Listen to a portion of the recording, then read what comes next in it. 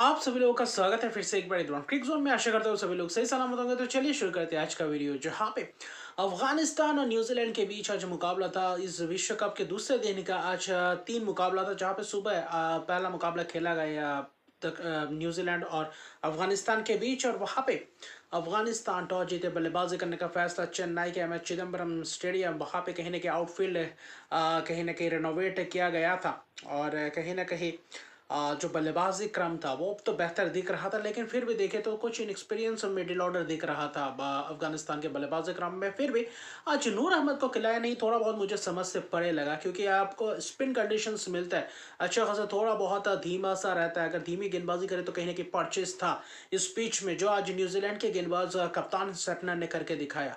हालांकि खास तौर पे देखे तो गुरबाज और इब्राहिम जदरा ने शुरुआत की कहीं ना कहीं जूझते हुए दिखाई दिए। मैट हैंडी पावर प्ले में 3 ओवर जो कि बेहतरीन उमदा किस्म का स्पेल करते हुए नजर है। हालांकि एक चौका लगाया था जैकब डफी को। गुरबाज ने पहले 2-3 ओवर तो पूरी तरीके से शांत थे, कुछ खास नहीं, एक आध चौका बीच में लगाया हुआ था और कुछ खास वो प्रभाव दिखा नहीं। जहाँ पे पावर प्ले में ज्यादा से ज्यादा रन बटोरते हुए दिखते वो दिखा नहीं।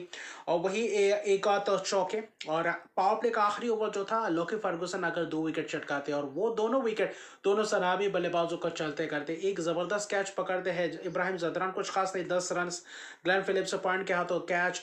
फिर कहने को गुरबाज प्लेड ऑन होते हैं, उस बीच कहने के एक चौका लगाया था, लेकिन पावर प्ले तक 44 रन से 2 विकेट गिर चुके थे। फिर आगे पारी को किसने संभाला? गुलबदीन ने, जो तीसरे नंबर पे मौका मिला था। अमूमन फ्लोटर का रोल प्ले करते हैं और आज इस विश्व कप में तीसरे नंबर पे बल्लेबाजी करने का मौका मिला। और जब मौका मिला कहीं ना कहीं गुलबदीन ने आज डट कर बल्लेबाजी करते हुए दिखाई दिया। ऐसा नहीं बहुत धीमी गति से बल्लेबाजी किया, थोड़ा बहुत तेज तरार पारी खेलने की कोशिश की, बीच में छक्के चौकों की भी बौछार किया। लेकिन पावर प्ले के बाद भी जिमी नीशम थे, मिचेल सेटनर ने बहुत ही किफायती स्पेल्स किए, भले एक आध चौके गए, लेकिन 9वें 10वें ओवर से के बाद कहीं ना थोड़ा बहुत तेजी अब बरतने की कोशिश की। वहां पे ग्लेन फिलिप्स को एक ओवर दिया था, वहां पे छक्के के लिए भेजा। कहीं ना कहीं वहां पे सदगुल अटल के साथ साझेदारी निभाते हुए दिख रहे थे गुलबदीन ने। फिर आपके जिमी निशम के ऊपर कहीं ना कहीं एक ओवर करारा प्रहार करते हुए नजर आए, वहां पे छक्के चौकों की बौछार किया। उस ओवर में कहीं ना कहीं 17-18 रन आए, तो कहीं ना कहीं 10वें ओवर के बाद थोड़ा बहुत तेजी दिखाई दिया। और 15वें ओवर तक 130 रन के करीब बने हुए थे। जैकब डफी को भी छक्का लगाया था, लेकिन कहीं ना कहीं सैदुल्ला अटल को चलता करते हैं, कैच दे बैठते हैं। फिर गुलबदीन ने ही अकेले बल्लेबाजी का ये जो दारोमदार था वो पूरी तरीके से संभाल कर रखा था। आखिरी 5 में भी वही इंटेंट के साथ बल्लेबाजी कर रहे थे, आखिरी 5 में भी बेहतर बल्लेबाजी किया था, जहाँ पे मिचेल सेटनर फिर भी किफायती स्पेल्स करके गया। मिचेल सेटनर कहीं ना कहीं भले ही विकेटलेस रहे, लेकिन उमदा किस्म का स्पेल।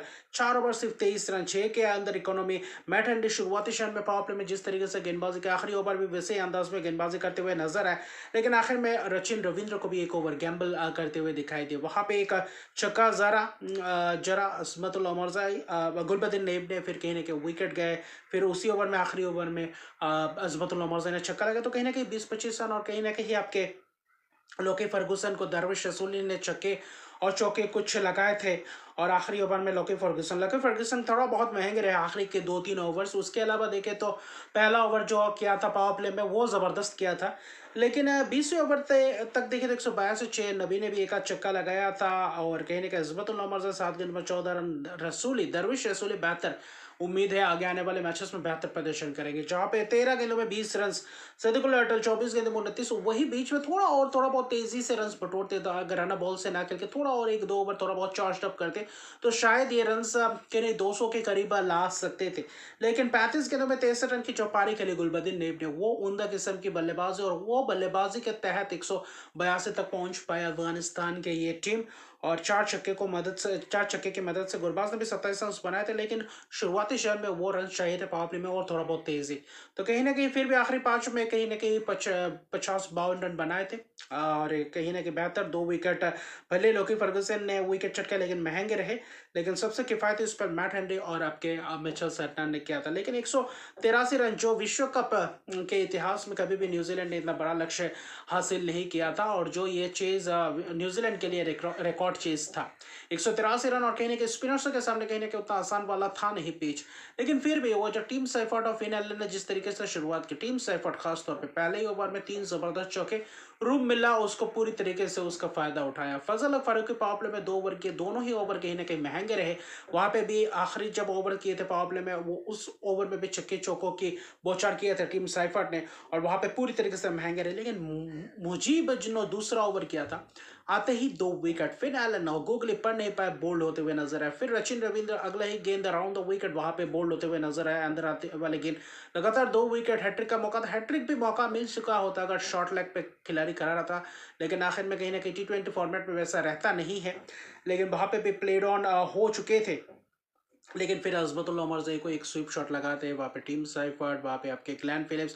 तो ग्लेन फिलिप्स, टीम सैफर्ट जब एक बार डट गए, जहाँ पे एक थोड़ा बहुत साझेदारी पनपता हुआ दिखाई दिया, उसके बाद दोनों ही बल्लेबाज ने अपना बल्लेबाजी का रौद्र रूप लिया था, और वहाँ पे कहीं ना कहीं अफगानिस्तान के गेंदबाजों के ऊपर करारा प्रहार करते हुए नजर आया। पावर प्ले जबरदस्त घटा, 50-52 रन, वहाँ पे सिर्फ 2 ही विकेट जो पहले ओवर में मुजीबुर रहमान ने चटकाया था। मुजीबुर रहमान पावर प्ले में 3 ओवर के तीनों ओवर जबरदस्त किए थे, एक आध भले ही चौका खाए थे, लेकिन फिर भी अच्छी खासी कहीं ना कहीं बेहतर गेंदबाजी की।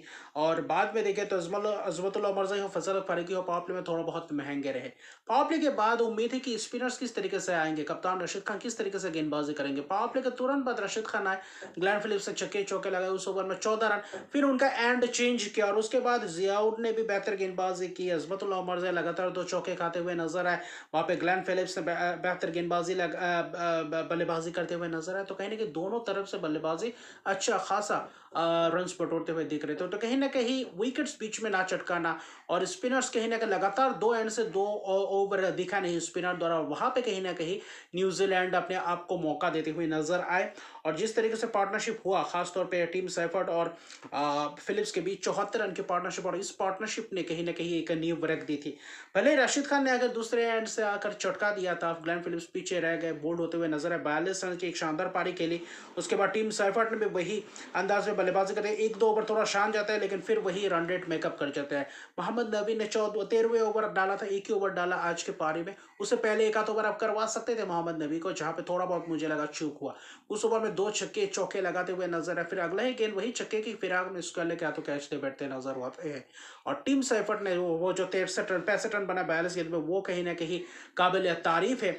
और कुछ एक आध कैचेस टूटा था रशीद खान से, लेकिन कहीं ना कहीं थोड़ा और रन रहता, या फिर अगर विकेट्स बीच में चटका पाते तो शायद थोड़ा बहुत आसान होता। और आखिरी के 10 ओवर्स में एक आध ओवर रशीद खान का रहना चाहिए था, वो हुआ नहीं। 15वें ओवर के अंदर अंदर उनका ओवर समाप्त कर दिया था, कोटे का पूरा ओवर। फिर देखे तो मुजीबुर रहमान को भी कहीं ना कहीं मार्क चैपमैन छक्का चौका लगाते हुए नजर आते हैं। आखिरी 5 में सिर्फ 32 रन चाहिए होता है, वहां पे मार्क चैपमैन को चलता करते हैं अजमतुल्लाह उमरज़ई 16वें ओवर में। वहां पे ऐसा लगता है कि 4 ओवर में करीबन 24 रन के करीब चाहिए होते हैं, 28 रन के करीब। क्या यहाँ पे कुछ मुमकिन सा बन सकता है या नहीं, लेकिन वहां पे भी आपके मिचेल सैंटनर, पहला जियाउर रहमान बेहतर 3-4 गेंदे कहते हैं, फिर अगला 2 गेंद, एक चौका, एक एक्स्ट्रा कवर के ऊपर से छक्का, और फिर क्या मैच गिरफ्त में। और आखिर में अजमतुल्लाह उमरज़ई को भी छक्का लगाया, सैंटनर ने चौका लगाया, और सिंगल रन लेकर मैच जीत गए। 17.5 ओवर में चेज करके 183 रन, 5 विकेट की एक जबरदस्त चीज, जहां पे चैपमैन ने 17 गेंदों में 28 रन की पारी के लिए, डेरिल मिचेल 14 गेंद में 25, यानी कि दोनों की केमियो पारी दिखाई दिया, जल्दबाजी दिखाई दिया। वहां पे कप्तान ने भी 8 गेंदों में 17 रन। तो कहीं ना कहीं बेहतर न्यूजीलैंड की ये खेमे की शुरुआत किया, इस कैंपेन का आगाज बेहतर अंदाज में किया। 2024 के T20 विश्व कप में कहीं ना कहीं न्यूजीलैंड को ही ग्रुप स्टेज में अफगानिस्तान ने हराकर बाहर का रास्ता दिखाया था। तो कहीं ना कहीं आज अफगानिस्तान पहला ही मैच इस 2026 के T20 विश्व कप का आगाज कुछ खास नहीं, टॉस भी जीता था, लेकिन स्पिनर आज नूर अहमद को खिलाने की वो एक मुझे लगा चूक हुआ, और स्पिनर्स गुच्चों में और 2 ओवर्स करते हुए दिखाई नहीं दिए दोनों एंड से, और वहां पे कहीं ना कहीं आप चूक होता हुआ दिखाई दिया। बड़ा अच्छा खासा टोटल था, 183 रन, उतना आसान नहीं था, और यहाँ पे हाईएस्ट एवर टोटल चेस कर गए न्यूजीलैंड के उनके T20 वर्ल्ड कप के इतिहास में। तो ये जबरदस्त जीत, और ये group D, group of death कहा जा रहा है। अभी अफगानिस्तान का अगला मुकाबला है दक्षिण अफ्रीका के खिलाफ, वो कहीं ना कहीं बहुत ही तगड़ा मैच होने वाला है। तो अच्छी खासी जीत न्यूजीलैंड ने हासिल किया, और दक्षिण अफ्रीका के खिलाफ जब उतरेंगे अफगानिस्तान, वो बहुत ही महत्वपूर्ण मैच होने वाला है। तो अभी के लिए इतना ही। दोपहर के 3 बजे मैच नेपाल और इंग्लैंड का मैच के बाद रिव्यू वीडियो लेकर आऊंगा। तो मिलते हैं अगले वीडियो में, तब तक के लिए गुड बाय।